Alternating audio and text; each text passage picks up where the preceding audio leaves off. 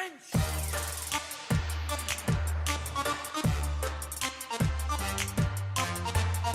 Hello everyone, it's the Black Game here, back from the YouTube video, and first of all, thank you for 2,000 subscribers. I'll be doing a separate video on that soon, but today's video is about the new balance changes coming on October 20th. I'll show you a few awesome battles in the background while I tell you about each new change. So you can go check this out. I'll put a video of it or a screenshot or something of some changes and a link down below in the description for more in-depth. So first of all, the Giant's hit points are decreased by 5%. So luckily, I don't use the Giant myself, but I know Giant is super common. So Giant Poison is the most common strategy in the game, at least in Legendary Arena at the moment. It was a little bit too strong, so what the Clash Royale team said is our previous Giant change didn't pull enough power from him, especially where it matters, so this additional tweak should put him in a better place overall. The change is relatively small, but our aim is to reduce the strength of the Giant plus Poison combo, but not to remove it as a viable combo in the game.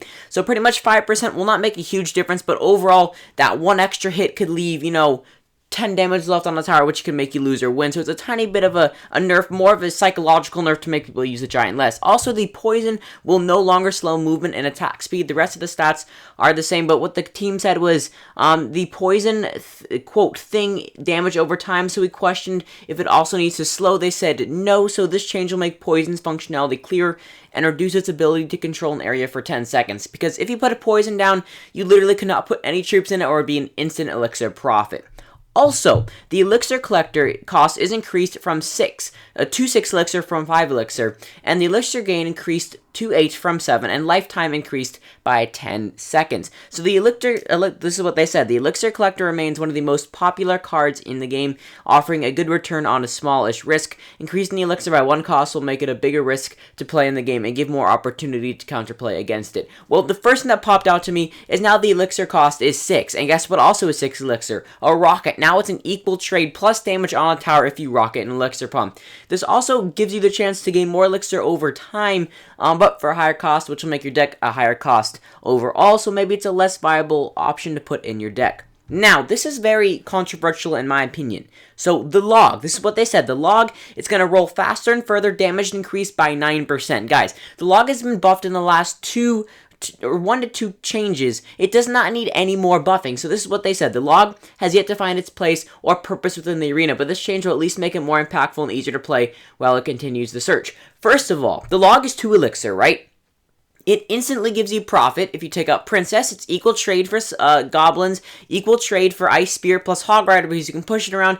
It's already super good. It pushes back any unit in the entire game and can retarget stuff such as the Royal Giant, anything in the entire game. Now it's being able to roll faster and further, so not only can it kill more troops, it can kill them faster, and the damage increased by 9% to have it more chip damage on the tower. That is crazy. I think this is going to be one of the best cards, if not the best card already in the entire game.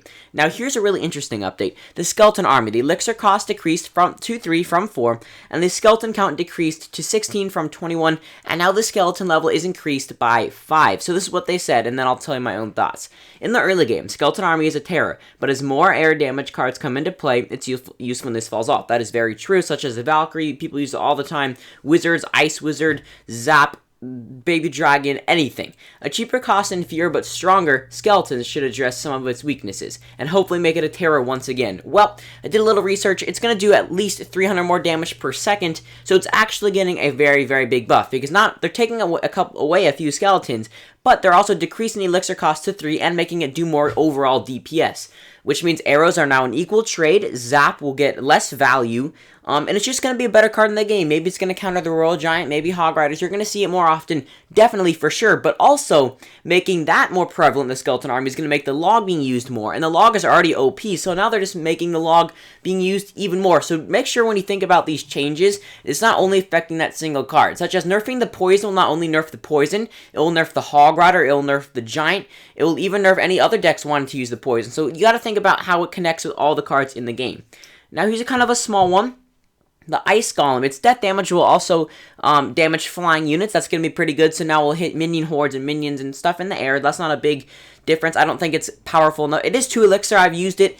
I've tested it. It's not the best. I've not found a spot in the deck yet. I think it should deserve a little bit of a bigger buff, but they called it a bug fix. Now, the Golem's death damage will also damage flying troops, and they said for consistency with the Ice Golem's death damage, well, I think the Golem is pretty good. They already buffed it a couple times. No one seems to catch on how to use it because the Inferno Tower is just super good. I think the Inferno Tower needs a nerf, to be honest. But now we'll also damage flying troops. So say there's a minion horde on it, it will blow them up. Same, and then you have the Golemites, which also must do damage when they blow up too. So that's gonna pretty much wrap up this short commentary or video. I'm going to explain a couple of my thoughts, and then I can wrap up the video from there. Well, first of all, as I said earlier, the log just completely jumps out at me, because think about it. It's going to be so good. If they have a skeleton army, which is more prevalent, it's going to make the log being used more, and now the log will be able to kill more troops for the same cost. I don't know what they're doing there. You guys tell me in the comments down below what you think was happening with the log. The giant hit point decrease, it's going to be good. So here's my overall verdict. Everything is great. I'm definitely glad the giant was nerfed. The skeleton army is good. It was not used enough. I was expecting a couple other nerfs and buffs, but you know, we don't have to go into detail about those until a later video. But the log, that's just the outlier, I think.